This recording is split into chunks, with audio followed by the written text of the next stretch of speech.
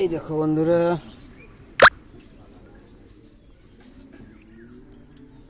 এই মাছটার বয়স 7 থেকে 8 মাস। এই সেই ভেটকি যেটা আমি পোনা এনেছিলাম। এখন মোটামুটি মাছটার ওজন 400 থেকে 500 হয়েছে। এর আগের দিন কিছু ভেটকি মারা গেছিল,